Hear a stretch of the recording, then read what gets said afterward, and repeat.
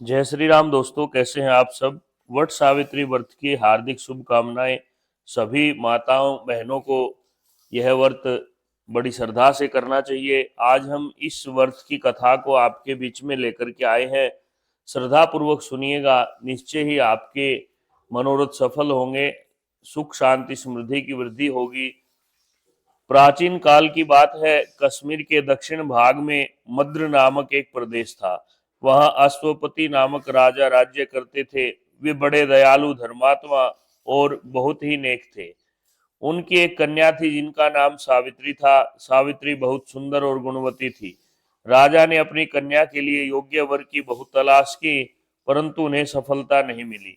अंत में राजा ने अपनी पुत्री को स्वयं अपना वर चुनने की अनुमति दे दी। प्राचीन काल में स्वयंवर अधिक होते थे। सावित्री रथ पर सवार होकर देशाटन के लिए चल दी। रास्ते में रमणीक स्थान पर विश्राम करने के लिए रुक गई। वहां उसे एक युवक मिला। उसके सिर पर जटा थी और शरीर पर वृक्ष की छाल थी। सावित्री ने उसका परिचय पूछा। युवक ने अपना परिचय देते हुए कहा, मेरा नाम सत्यवान है। किसी समय मेरे पिता साल्व देश के राजा थे। अब मेरे माता पिता नेत्रहीन है। इस समय इसी वन में तपस्या कर रहे हैं। मैं उन्हीं की सेवा करता हूँ।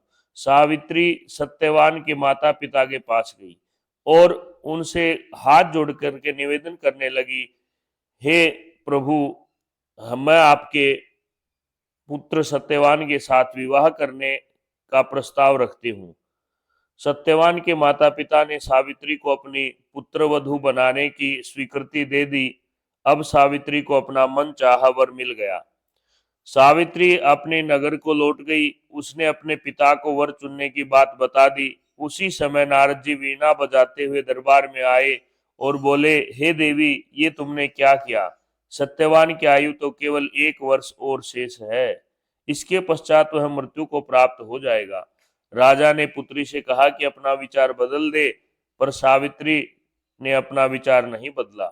वह कहने लगी, हे पिताश्री, अगर प्रभु की यही इच्छा है तो यह सही है, मैं अपना निश्चय नहीं बदलूंगी। अंततः राजा ने सावित्री और सत्यवान का विवाह कर दिया। विवाह के बाद सावित्री ने राजसी ठाठ बाट त्याग दिया और वन में रहकर सास ससुर की सेवा करने लगी। जब 1 वर्ष समाप्त होने को आया, तब एक दिन सत्यवान वन में लकड़ियां काटने गए।